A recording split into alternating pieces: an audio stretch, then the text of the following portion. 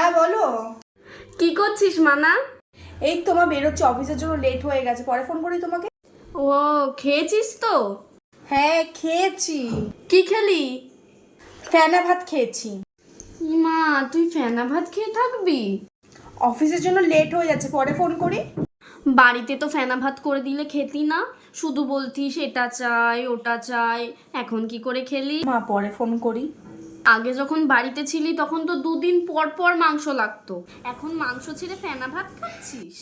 আচ্ছা মনা, তোর ছদ্দি ভাইয়ের কথা মনে আছে? কে ছদ্দি ভাই? আরে মনে নেই? ছোটবেলায় শুধু ওই ছদ্দি ভাই করতি সব সময়। ছোটবেলার কথা আমি এখন শুনে কি করব?